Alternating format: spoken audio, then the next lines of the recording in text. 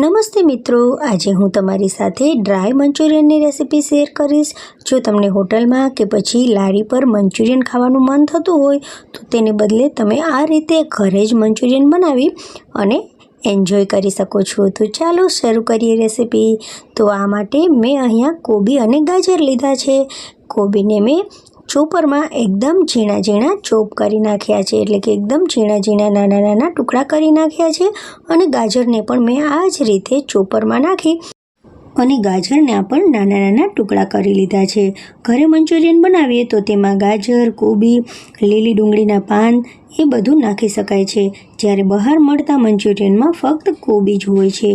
તો હવે આ બે વસ્તુઓ મેં મંચુરિયન બનાવવા માટે અહીંયા લીધી છે। તેમાં હવે આપણે અડધી ચમચી જેટલું મીઠું નાખી દઈશું અને તેને મિક્સ કરી અને 10 મિનિટ સુધી એમને એમ રહેવા દેશું, તેથી કોબી અને ગાજરમાંથી જે વધારાનું પાણી હશે તે નીકળી જશે। તો આ રીતે આપણે મિક્સ કરી લઈશું અને હવે તેને 10 મિનિટ માટે ઢાંકી અને રહેવા દઈએ। બહાર જે મંચુરિયન આપણે ખાઈએ છીએ તેમાં આજીનોમોટો હોય છે, જે આપણા શરીર માટે ખૂબ જ નુકસાનકારક છે। માટે જો મંચુરિયન ઘરે બનાવીએ તો તે આપણા માટે ખૂબ જ ફાયદેમંદ છે। સાથે સાથે તેમાં આપણે મનગમતા શાકભાજી પણ નાખી શકીએ છીએ।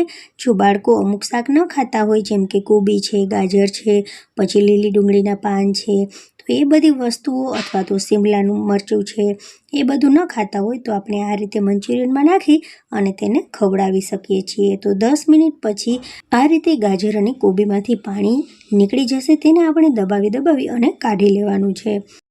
તો અહીંયા આપણે બધા જ ગાજર અને કોબીમાંથી વધારાનું પાણી કાઢી અને આ રીતે અલગ ડીશમાં તેને મૂકતા જવાનું છે। હવે જે આ પાણી નીકળે છે તે પણ એકદમ પૌષ્ટિક હોય છે, તેનો આપણે રોટલી બાંધવામાં, ભાખરી કે પછી થેપલા બાંધવામાં પણ ઉપયોગ કરી શકીએ છીએ, અથવા તો કોઈ તમે શાકમાં પણ તેને નાખી શકો છો। હવે પાણી કાઢેલા કોબી અને ગાજરને આપણે એ જ વાસણમાં ટ્રાન્સફર કરી લઈએ। હવે આપણે તેમાં થોડાક મસાલા નાખી દઈશું। તો અહીંયા આપણે કોબી અને ગાજરમાં પહેલાં તો થોડુંક મીઠું નાખ્યું હતું, એનો થોડોક સ્વાદ હશે મીઠાવાળો, તો એને ધ્યાનમાં રાખી અને આપણે તેમાં અડધી ચમચી જેટલું મીઠું નાખીશું। સાથે સાથે 1 ચમચી આપણે તીખાનો ભૂક્કો એટલે કે મરી પાવડર તેમાં એડ કરી દઈશું। આદુ અને મરચાંની પેસ્ટ તેમાં નાખીશું।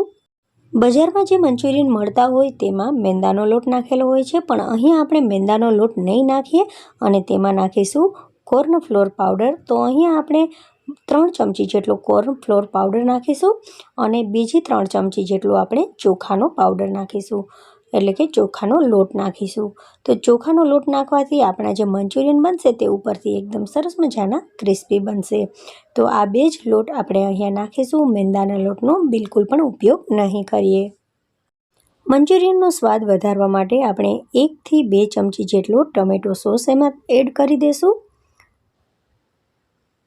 આમાં સોયા સોસ કે પછી રેડ ચીલી સોસ પણ તમે તેમાં એડ કરી શકો છો, પણ મેં અહીંયા એક જ ટમેટો સોસનો ઉપયોગ કર્યો છે। હવે આપણે આ બધી વસ્તુઓને સરસ રીતે મિક્સ કરી દેવાની છે।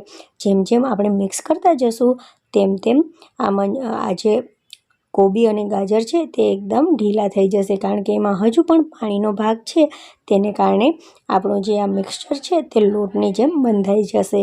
અને હવે આપણે નાના કે મોટા જે સાઇઝના આપણે મંચુરિયન બનાવવાના હોય તે સાઇઝના આપણે મંચુરિયન બનાવી અને તૈયાર કરી લેશું। તો આ રીતે આપણે મંચુરિયન બનાવી અને તૈયાર કરવાના છે।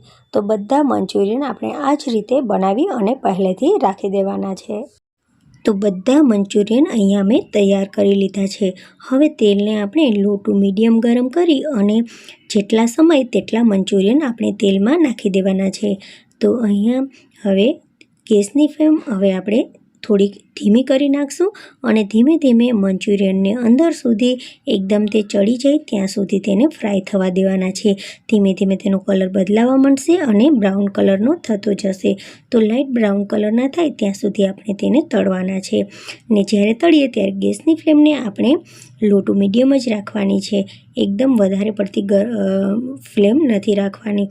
તો અહીં આપણા મંચુરિયન બની અને તૈયાર થઈ ગયા છે।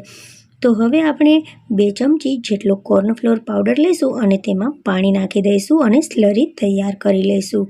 હવે આપણે મંચુરિયનને વઘારીશું, તો એ માટે મેં અહીંયા 2 ચમચી જેટલું કઢાઈમાં તેલ લીધું છે। અહીંયા જે કઢાઈ વાપરી છે તે મેં જાડા તળિયા વાળી લીધી છે. હવે આપણું તેલ ગરમ થઈ જાય પછી આપણે તેમાં નાખીશું આદું અને લસણની પેસ્ટ. થોડીવાર માટે આદું અને લસણની પેસ્ટને આપણે સોટે કરી લેવાની અને પછી આપણે નાના ટુકડાઓ કરેલું લસણ નાખી દઈશું. તો મંચુરિયનમાં લસણનો ટેસ્ટ ખૂબ જ આવતો હોય છે, માટે મેં આ રીતે લસણ નાના ટુકડા કરી અને નાખ્યું છે. તમે તેની પેસ્ટ નાખો તો પણ સરસનો ટેસ્ટ આવશે. હવે આપણે ડુંગળી નાખીશું. તો ડુંગળીને મેં અહીંયા આ રીતે કાપી અને નાખી છે. હવે આપણે તેમાં નાખીશું કેપ્સિકમ મરચાં. ડુંગળીને અહીંયા સોફ્ટ થાય ત્યાં સુધી ચડવા દેવાની નથી, બસ થોડીક જ આપણે તેનું ક્રન્ચી ટેસ્ટ રહે ત્યાં સુધી તેને તેલમાં રાખવાની છે. હવે આપણે આ રીતે કેપ્સિકમ મરચાં લાંબા ટુકડાઓમાં કાપી અને તેમાં નાખી દેવાના છે. તેનો પણ ક્રન્ચી ટેસ્ટ રહે તે માટે થોડીવાર માટે તેને સોટે કરવાના છે. હવે તેમાં સ્વાદ પ્રમાણે થોડુંક મીઠું એડ કરી દઈશું અને અડધી ચમચી જેટલો આપણે તેમાં મરી પાવડર એડ કરવાનો છે. હવે ફરીથી આ બે વસ્તુઓને આપણે કેપ્સિકમ અને ડુંગળી સાથે સરસ રીતે મિક્સ કરી દેવાની છે. હવે આપણે તેમાં નાખીશું સોસ. તો અહીંયા આપણે નાખીશું 1 ચમચી જેટલો રેડ ચીલી સોસ. તમને જો વધારે તીખું પસંદ હોય તો તમે 2 ચમચી જેટલો રેડ ચીલી સોસ તેમાં એડ કરી શકો છો. હવે 1 ચમચી તેમાં આપણે સોયા સોસ એડ કરી દઈશું અને જો તમારી પાસે ગ્રીન ચીલી સોસ હોય તો તમે 1 ચમચી તેમાં એડ કરી શકો છો. હવે આપણે અહીંયા ટોમેટો સોસ 2 થી 3 ચમચી જેટલો નાખવાનો છે. હવે સોસને આપણે કેપ્સિકમ અને ડુંગળીની સાથે સરસ રીતે મિક્સ કરી લઈશું અને પછી આપણે જે સ્લરી બનાવી છે તેને નાખી અને ઝડપથી આ રીતે મિક્સ કરવાનું છે. તો અહીંયા આપણે ડ્રાય મંચુરિયન બનાવીએ છીએ તો બહુ વધારે પડતી ગ્રેવી નથી બનાવવાની, બસ થોડીક જ ગ્રેવી બનાવવાની છે. તો અહીંયા હવે આપણે કલર માટે થોડુંક લાલ મરચું પાવડર તેમાં એડ કરી દેવાનો છે. તેને પણ સરસ રીતે આપણે ગ્રેવી સાથે મિક્સ કરી લઈશું. ગ્રેવીમાં ફક્ત એક ઉકાળો આવે ત્યાં સુધી આપણે ગ્રેવીને ગરમ કરવાની છે. હવે આપણે તેમાં બનાવેલા મંચુરિયન તેમાં એડ કરવાના છે. તો અહીંયા બધા જ મંચુરિયન હું તેમાં નાખી દઉં છું અને સરસ રીતે આપણે ગ્રેવી સાથે તેને મિક્સ કરવાના છે. તો અહીંયા આપણા મંચુરિયન સરસ ગ્રેવી સાથે મિક્સ થઈ ગયા છે. થોડીવાર માટે ચલાવતા રહીશું જેથી મંચુરિયન ઉપર સરસ મજાની ગ્રેવી કોટ થઈ જાય. તો અહીંયા આપણા મંચુરિયન બની અને તૈયાર થઈ ગયા છે. તો થોડીવાર માટે આ રીતે તેને ચડવા દઈશું. હવે આપણે તેને એક ડીશમાં કાઢી લઈએ. આજનો મોટો કે મેંદાના ઉપયોગ વગર આપણે સરસ મજાના એકદમ ટેસ્ટી મંચુરિયન બનાવી અને તૈયાર કર્યા છે. હવે હું તમને તેને કાપીને બતાવું છું. તો એકદમ સોફ્ટ મંચુરિયન બની અને તૈયાર થઈ ગયા છે. મિત્રો, એકવાર આ રેસીપી જરૂરથી તમે ટ્રાય કરજો. જો તમને મારા આ મંચુરિયનની રેસીપી ગમી હોય તો તમે મારા વિડીયોને લાઇક અને શેર કરજો, મારી ચેનલને સબસ્ક્રાઈબ કરજો અને બેલ આઇકોનને પ્રેસ કરજો જેથી મારા નવા વિડીયો તમને સૌથી પહેલાં મળતા રહે. Thank you for watching. મળીએ નવી રેસીપી સાથે. ત્યાં સુધી બાય, ટેક કેર, જય હિન્દ.